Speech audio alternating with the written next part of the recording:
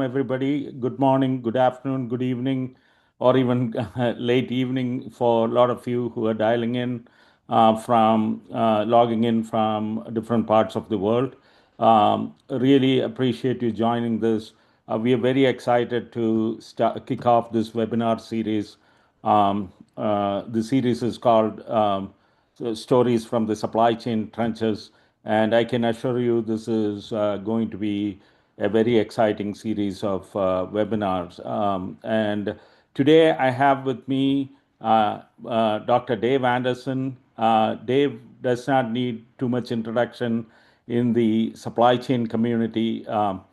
Dave is a veteran supply chain leader and investor with more than 3 decades of experience across global supply chain operations, consulting, and venture capital. He is currently the managing general partner of Supply Chain Ventures, a venture firm that he founded in 2001. And Supply Chain Ventures invests exclusively in software and technology companies transforming supply chain logistics and operations. Um, Prior to founding Supply Chain Ventures, Dave spent over 35 years at Accenture, where he was a leader. He was the managing director, founding managing director of the supply chain practice, which grew to $1.5 billion before he left the firm. And now it is a premier, it's one of the largest supply chain practices, or probably the largest supply chain practices in the world. During his tenure, he worked very closely with CEOs and senior executives of Fortune 500 Global 2000 companies across North America, Europe, Asia, and advising companies like Dell, Apple, Microsoft, Levi's, Volvo, Mars, and several others. Um, Through his investing and advisory work, he has had a front row seat to how supply chains behave under stress. From economic downturns, globalization shifts, outsourcing, to rapid demand volatility and technology disruption, changes in consumer behavior, going from online to offline, or sorry, offline to online, buying habits, changing buying habits of consumers, etc. His perspective blends deep operational understanding with understanding of technologies because of his presence on boards and as an investor in software technology companies, and with pattern recognition across multiple business cycles. I'm really privileged to have Dave join us in this webinar series. He not only is a great investor and executive, but he actively mentors founders and leadership teams in of technology companies. So I am once again, thank you very much, Dave, and I'll get started with my questions. To start with, I will just wanted to give you a chance to kindly briefly, from your perspective,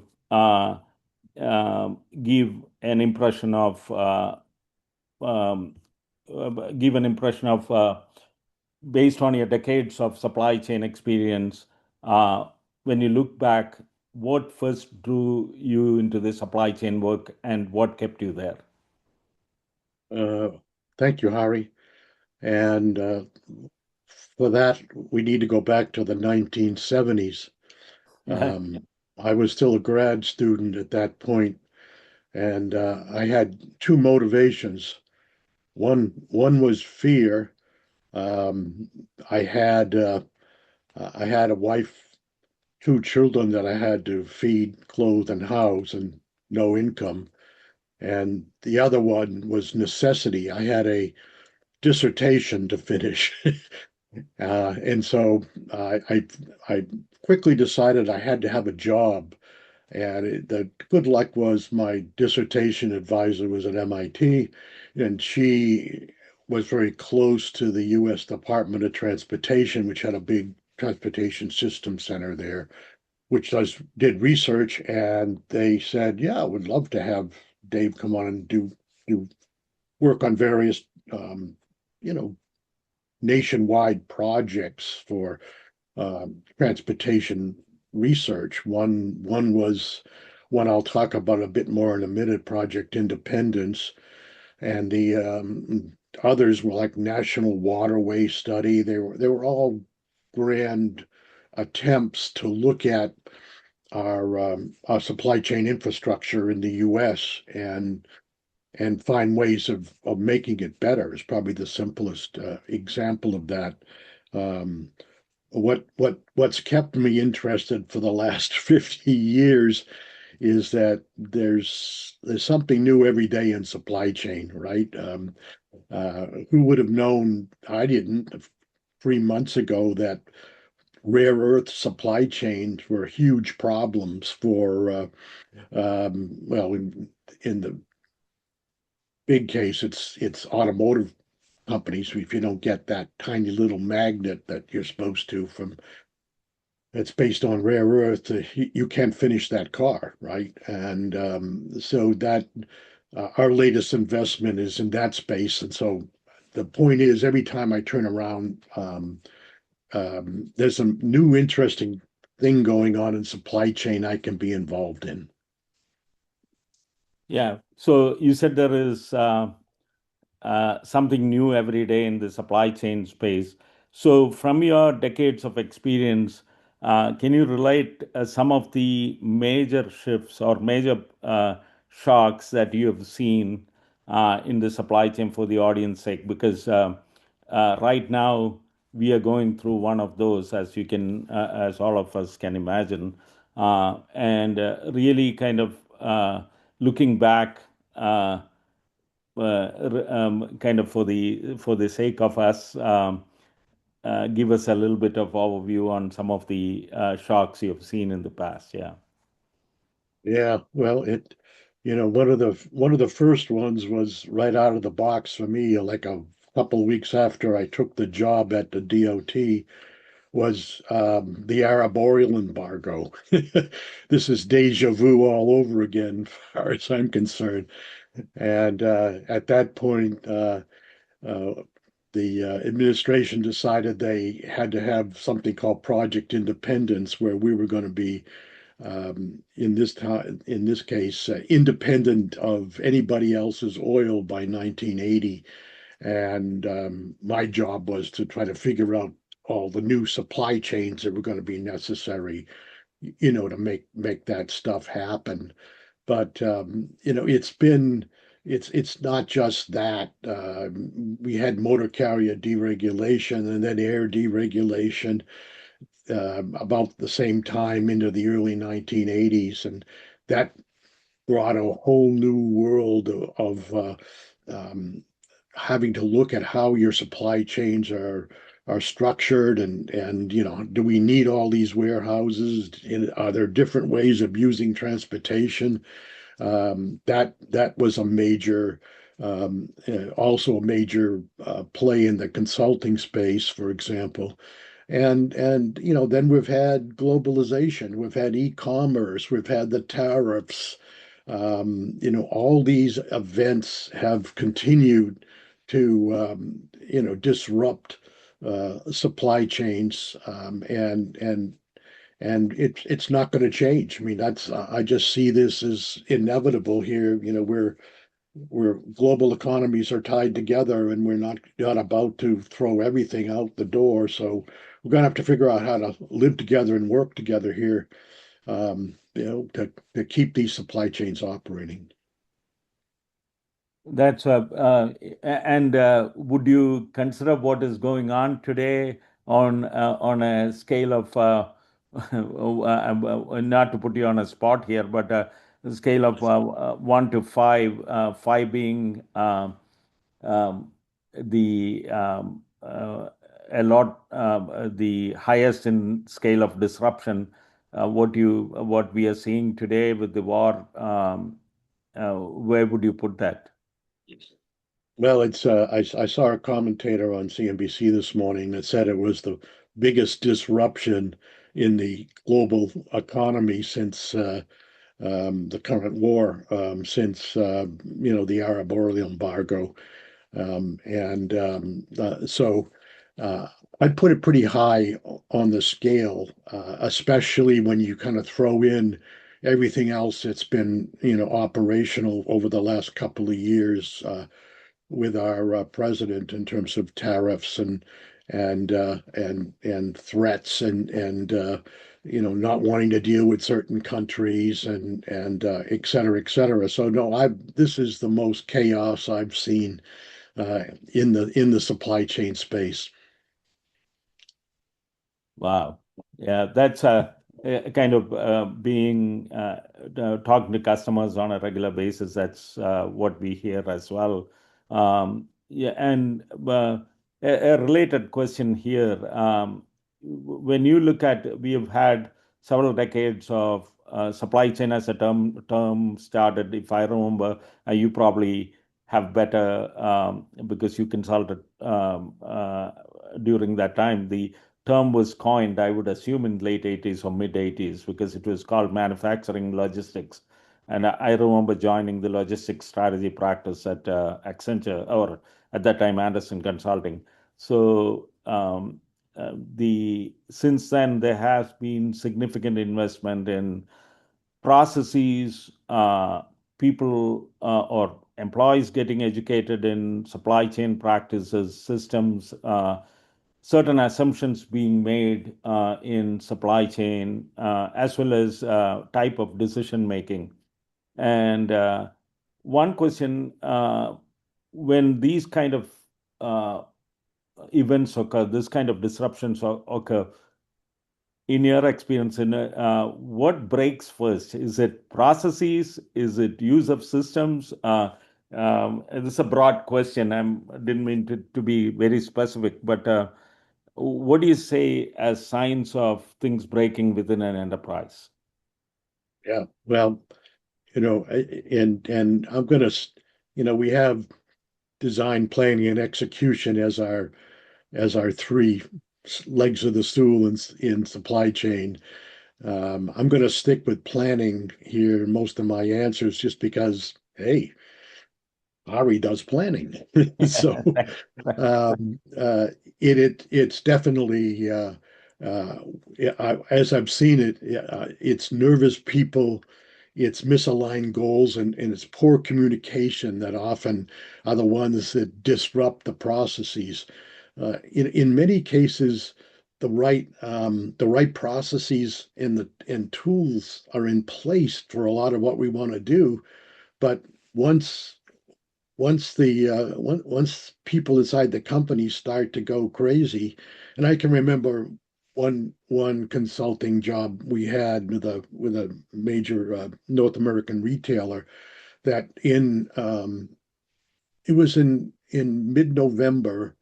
Um, all these, I can't remember the year now, but all these new forecasts came out and said Christmas was going to be a lot better than than anybody was predicting. And the product managers all panicked and started putting in uh, orders to Asia to put more product in the stores, and they had it all coming in air freight.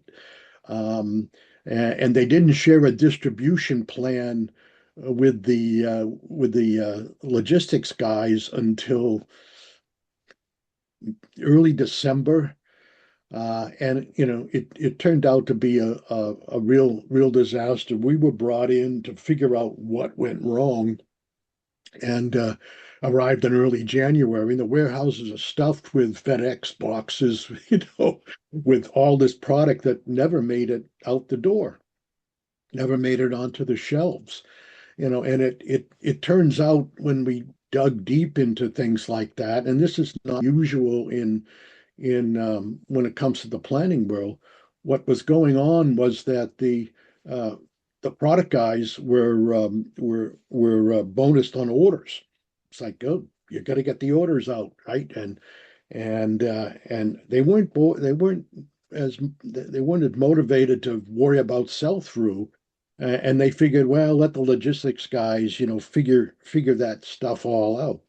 And so when we did our report to the managers, we said, you've got good tools, you've got good processes, you just got to get the people to behave here and to do what's supposed to happen. And so that wasn't an uncommon situation, in terms of quote unquote what went wrong when volatility hit. Yeah, taking that in example itself. So, coming from the planning background here, for something like, for example, if you have high demand variability, you address that with inventory or things like that to address volatility. In a big shock like this, or are enterprises today with their annual budgeting cycles and all of that, what can enterprises, or what have you seen enterprises do differently to address these kind of uh, volatility spikes? Now, I know some of them are way out of the way out of the bands, but uh, uh, in your experience, what have you seen work well or work reasonably well? Yeah. Gonna, I'm gonna do more poorly than I am well here because I think that's kind of the reality, but we will talk how to do it better, as I'm sure later. But I'm one of the things that kept striking me as we were doing these various projects um, for companies was that and this was now 20, 30 years ago. I don't think it's true today as much, but senior leadership didn't really understand supply chains, right? And they didn't think it required a lot of top level attention or even investment. And we were working for a major global consumer company that was heavily dependent on C-store sales. And, as you know, see, there's tens of thousands of convenience stores all spread across the United States and the globe. So it's a huge market, and you've got to get product to them. Well, what was happening is that the logistics guys had cobbled together this network of regional guys with vans that would do the distribution, and they were just single operators, and there were like hundreds of them that would deliver all this stuff to the convenience stores. And we were called in because when you had a big promo, like in this case was Halloween and Christmas were two of their biggest ones, the system just broke down because they tried to stuff the channel with lots of more product, obviously to have higher sell through. And what was going on was that there were no warehouses down channel. And so stuff was sitting in these vans, and sometimes the temperature rose significantly and deteriorated the product somewhat significantly. And I went in and did the investigation and then talked to the senior executive, they had no idea. They had no idea this was going on. Oh, it just sort of happens. The logistics.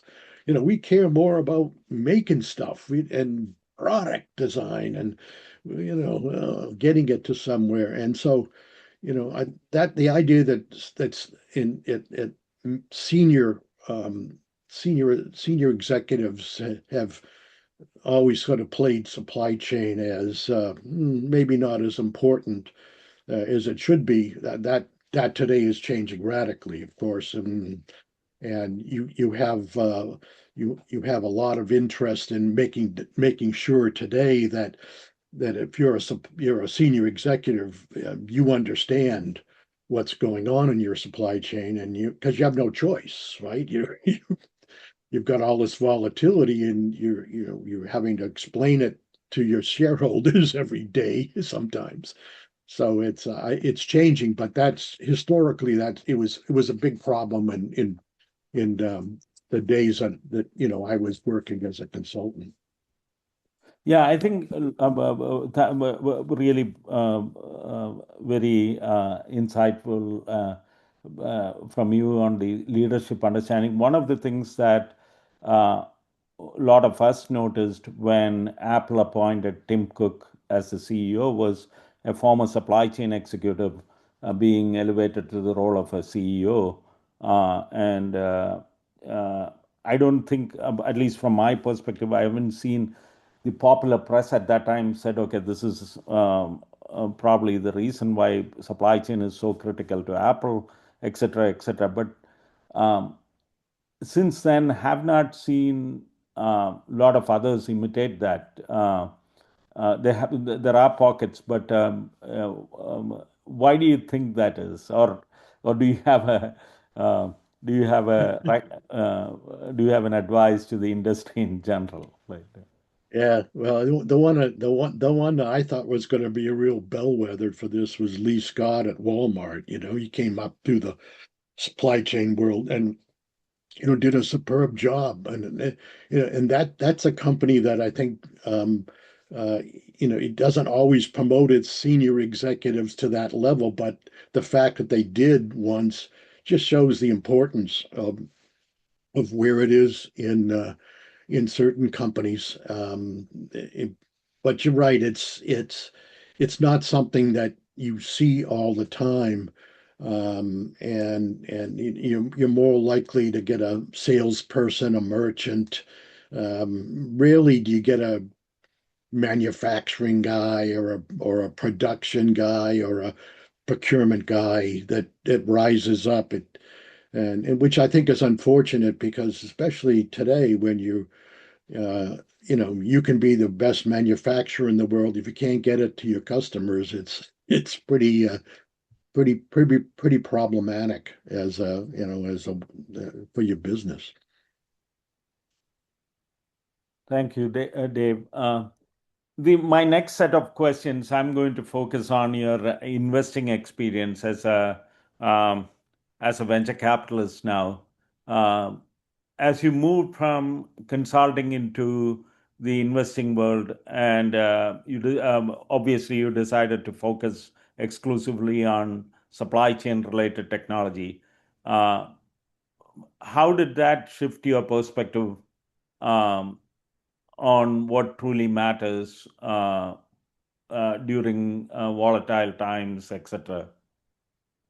Well, I hadn't really thought about it a lot until you asked me to do this webinar, but we've tried to focus from the start on um, by looking at um, investing in supply chain solutions that work to temper volatility. And what I mean by that is that um, you can't just have all of our design and planning and execution systems, all have underlying optimization tools, right? And fantastic, right? They work really well when they get the right data and are used in the right context. But you know, we've been from day one. We thought that um, just using the optimization tools in isolation without having some process controls, without having partner communications as part of it with internal and external partners, as not part of the supply chain solution, that things weren't just going to work, right? That anytime, and the classic example is most freight is bought with a 1 day notice to the carrier. That creates more volatility in our overall system. And so every time we look for an investment, and it's been true all through our 25 years, has been I want an inclusive solution. I want one that goes beyond just the optimization tools, and I want it to involve other participants other supply chain partners, whether they're internal or external, in that process of making that decision, so that we're not making things in isolation and essentially enhancing or increasing volatility in the rest of the process by, you know, all right, the tool made a decision, we're going to go with it. Well, maybe it's better to do a lot more communication around that decision, not just the final decision, but during the process to make your partners more aware of what's happening here.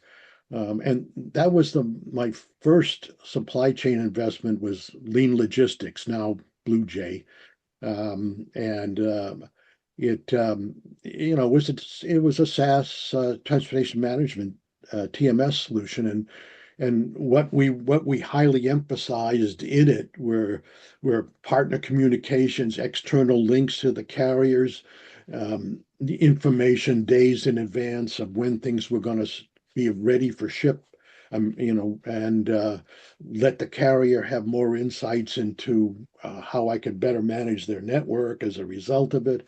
Ditto back into the product world inside the company to say, look, if you hold this, it's not going to affect much here. If we hold this another day, we'll get a better rate from the carrier kind of situation. To have that inclusiveness has been a real mantra of how we've done our investing.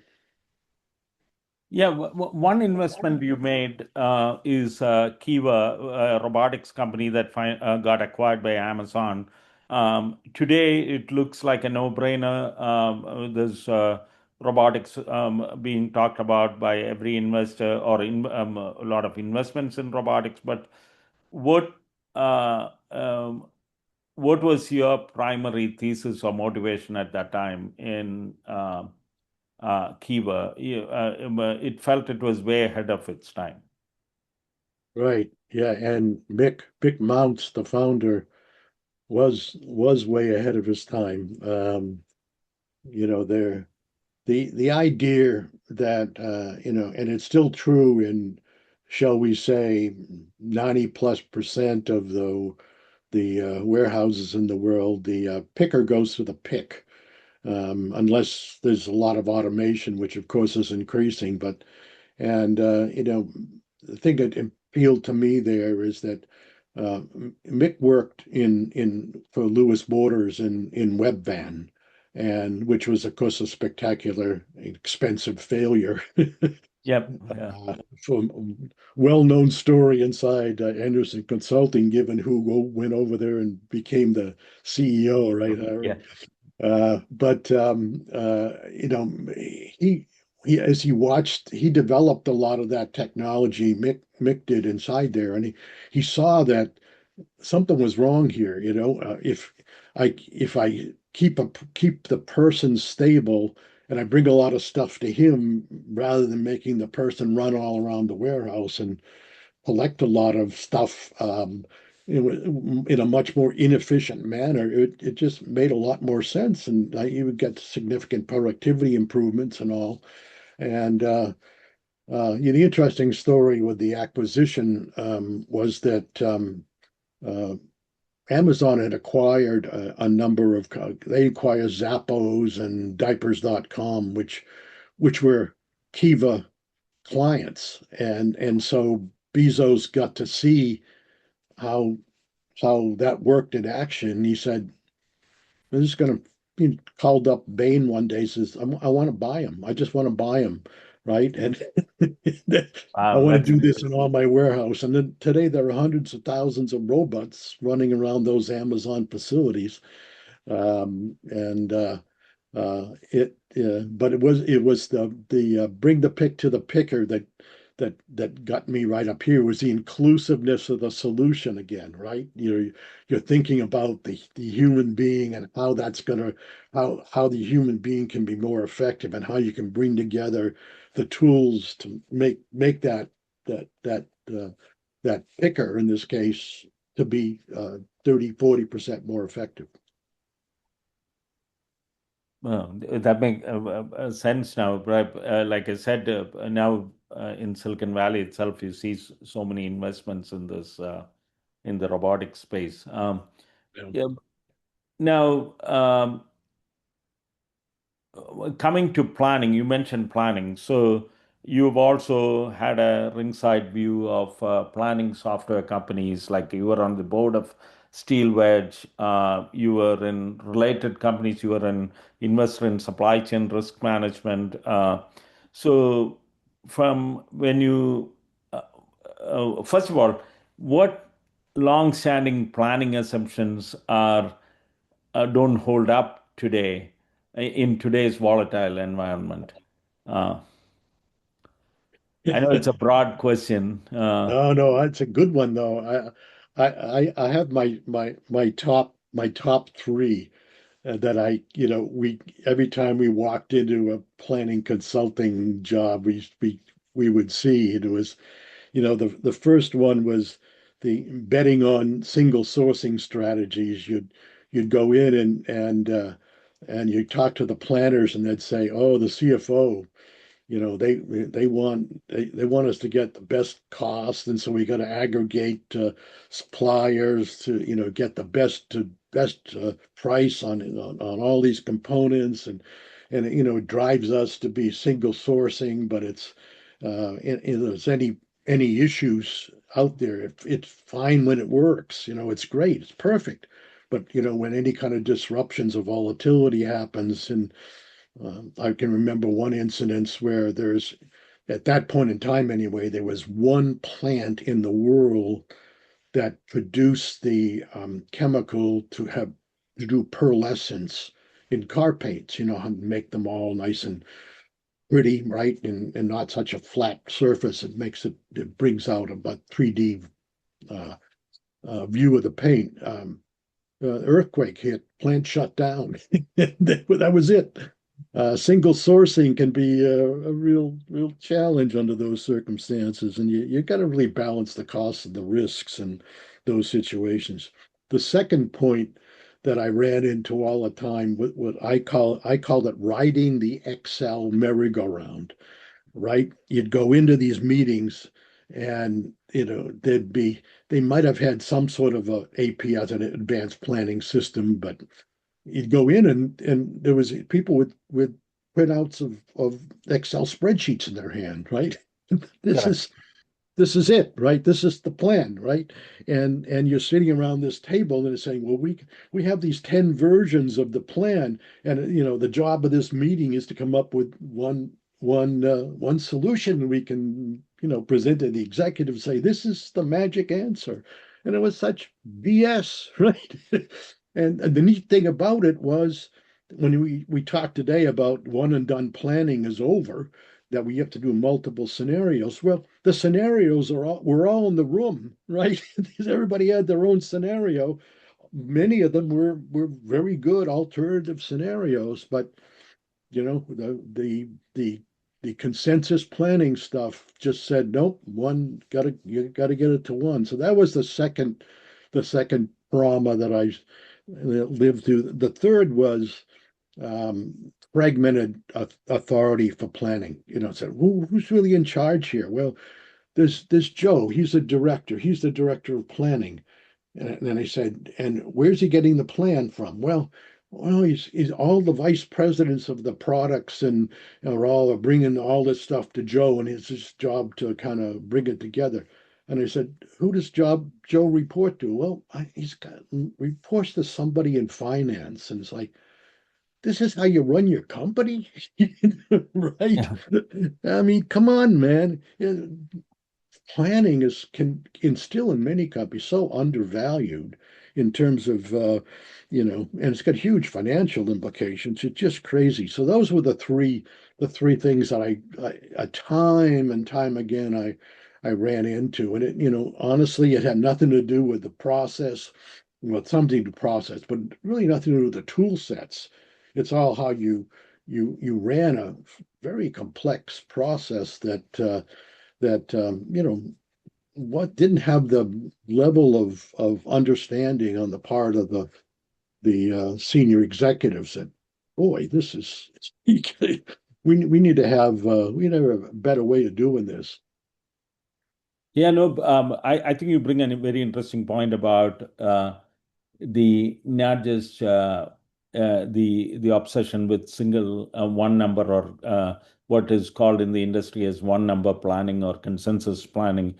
I think some of it, at least our thesis, internal thesis, some of it is driven, especially for publicly traded companies, is by having to uh, report, set expectations at the quarterly EPS numbers, and then how do you drive that down to a plan, which is a single number plan? And our experience talking to companies is that, okay, well, we tell companies at least you should have a three number plan, a best case, a worst case, and a most likely case. And uh, uh, to start with, and then try different things. So, try different scenarios, like you said. But it is still residing in spreadsheets in a lot of these companies, and it's different spreadsheets, so to speak. Yeah. Right. Uh, Yeah. No, and it's like today, say the companies, are you planning for $150 a barrel oil? Have you done at least a scenario on what that would mean for you? Because it could be happening here in 2 days, right? And how long is it going to last? Well, it takes a long time to wind down, and it's going to have once the price gets up there, it doesn't come down the next day, and it's going to have a big impact on your operations. And it'd be nice to be able to have a some scenarios that say what's this going to impact on our cost, what's this going to impact on our suppliers, on our freight haulers, et cetera here. Because I'm yeah. a big fan of multiple scenarios here, and as you are, Harry. Yeah. Thank you. Thank you. The one thing is, there are things that are what we call as temporal, which happen, disruptions that or volatility that is short-lived, and then there are things that you would consider as structural. Uh, in your and you mentioned a few of them already, but what are signs like you look for when you say, okay, this isn't temporary disruption anymore. This is really structural. We'll have to rethink how we run our supply chains. Yeah, yeah, no, you know, for me, it hit me in COVID, um, because historically the the world had been on this path for more and more globalization. That's the best thing to do. It harmonizes the economies. It brings countries together and all. And then uh, and it became a really a whole way of everybody looking at how the future was going to be, and it was pretty optimistic and rosy, and then COVID hit and globalization went out the window.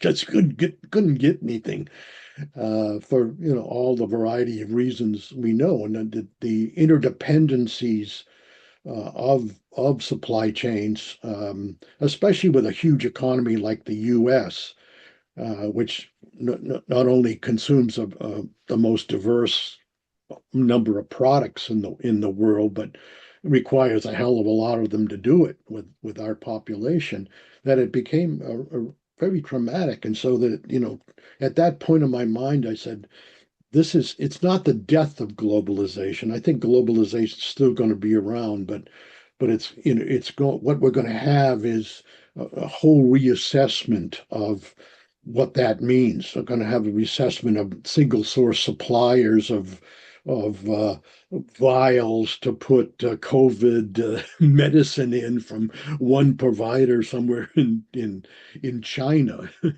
et cetera. That has, I think it's been healthy for economies that to not get so tied up with with this whole idea that we can totally rationalize, break all the costs out of supply chain, get down to a minimum cost supply chain. And it's a foolish goal. It really is. And so, that I think that is, we never know when those events are going to happen. When they do, many times, like the same thing with the tariffs, it's gonna cause a whole relook at supply chains and how they operate and how they work and how they don't under stress, under other situations. I will say that one thing that does amaze me is the resiliency of supply chains. I mean, nobody starved to death in COVID, right?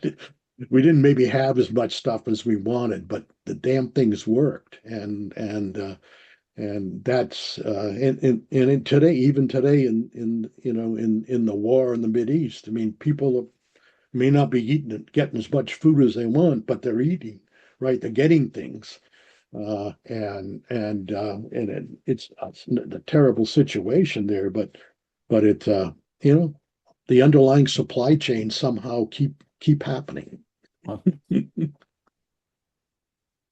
Yeah, I will now switch to, since it's top of mind for a lot of people listening in, as well as everybody in the supply chain space, I'll switch to technology, specifically AI. And that is kind of top of mind for every CEO, how AI positively or negatively could impact their products, their markets, their how they run their profitability, everything.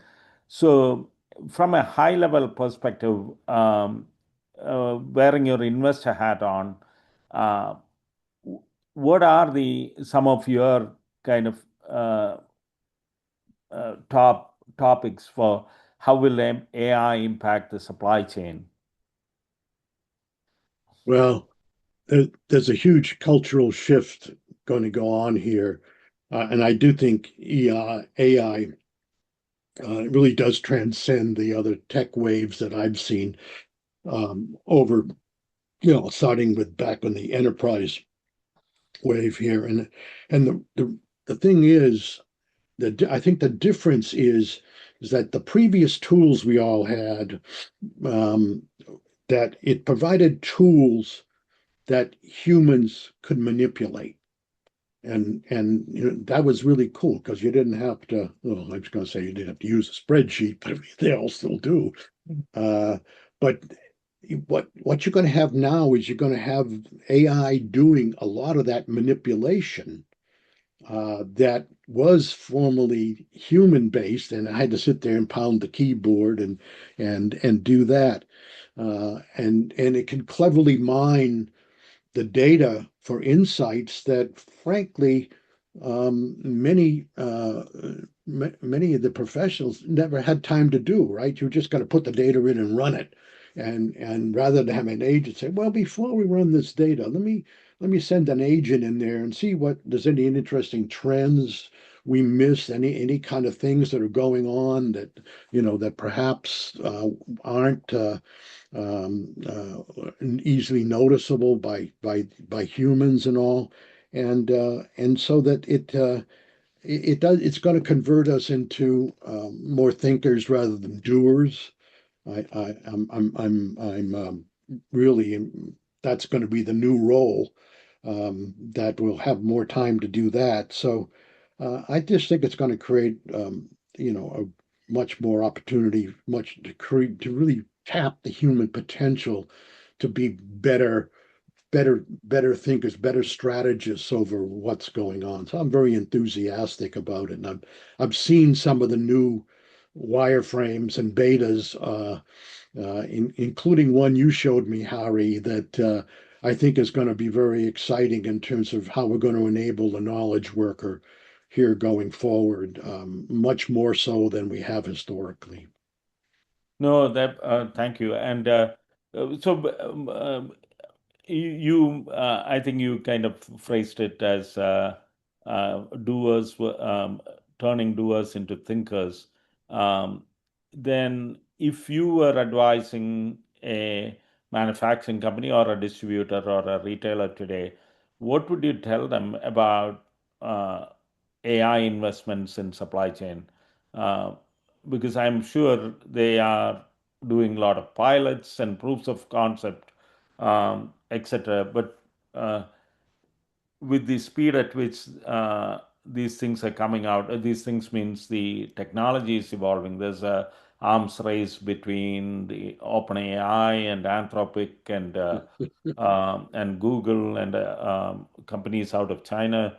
So, how do you advise a board today saying, looking at their AI investments in supply chain? Well, it's uh, I think the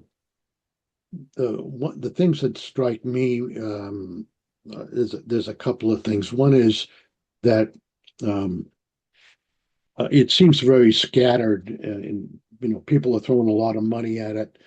Requiring. I mean, even I saw that Accenture's requiring that you need to be more and more uh, uh, use AI more and more in your daily work here in order to get promoted. I thought, well, that's a pretty good way of motivating people, I suppose. But I think there's so many ways it can affect you, and we'll just stick with the supply chain world because that's Right. what we live in.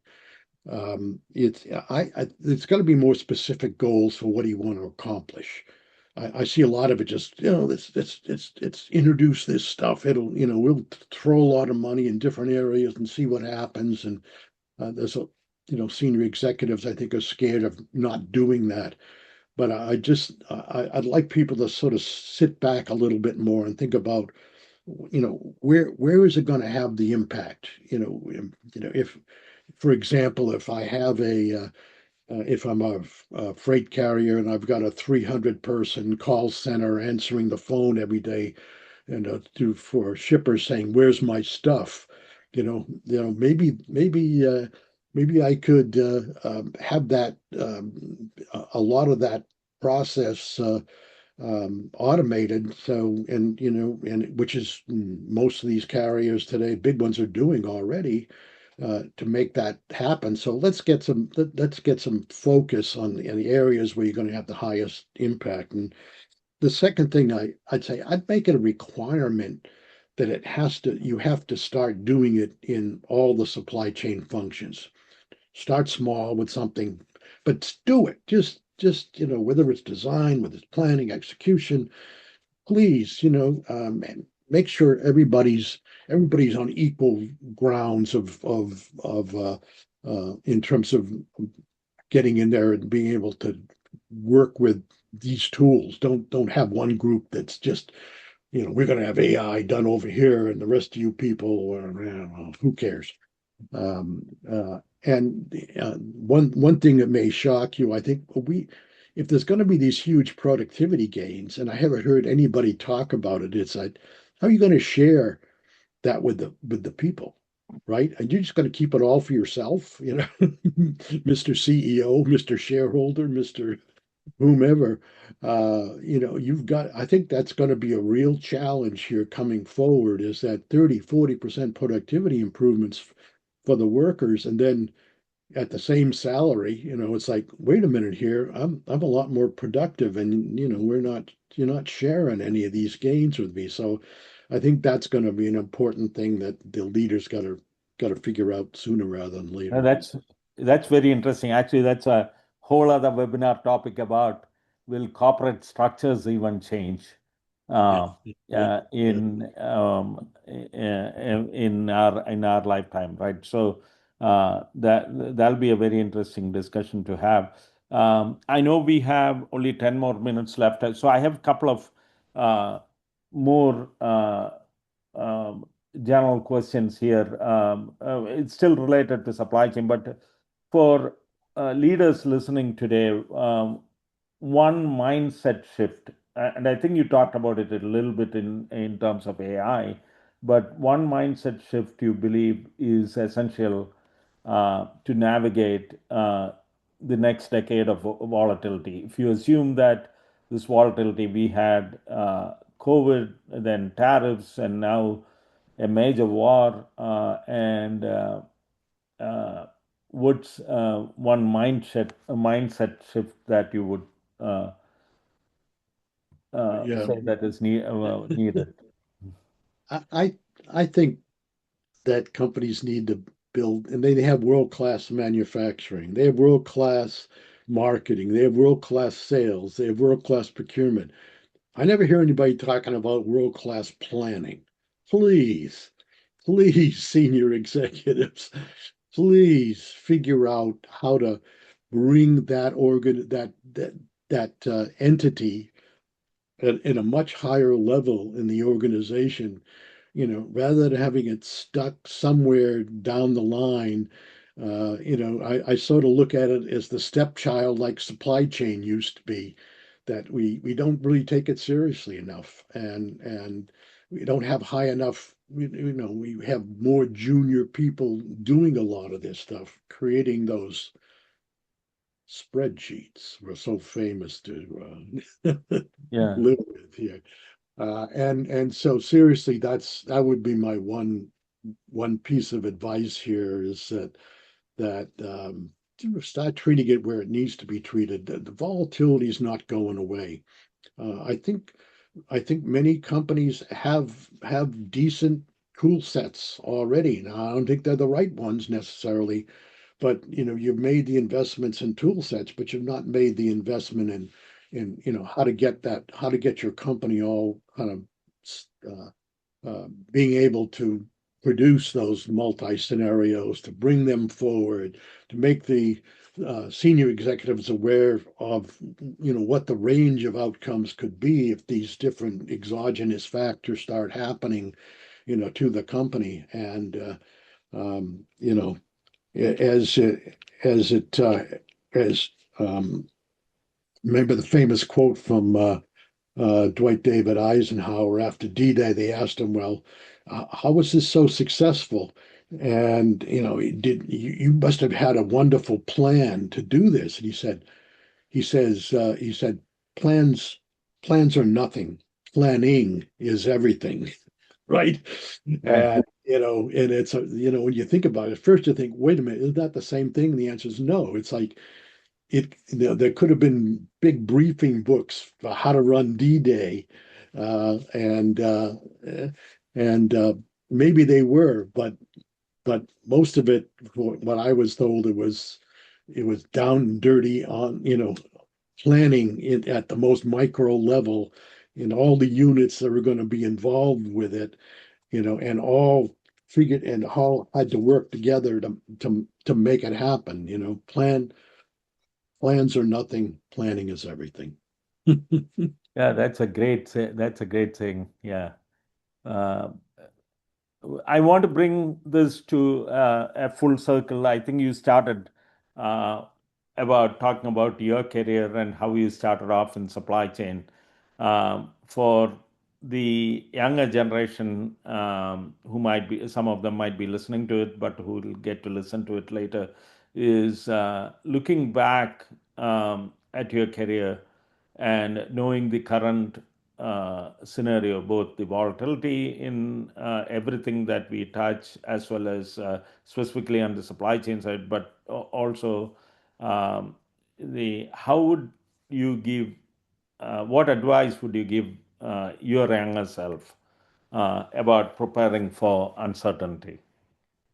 I know it's a broad question, Yeah, no, a good one though, Harry.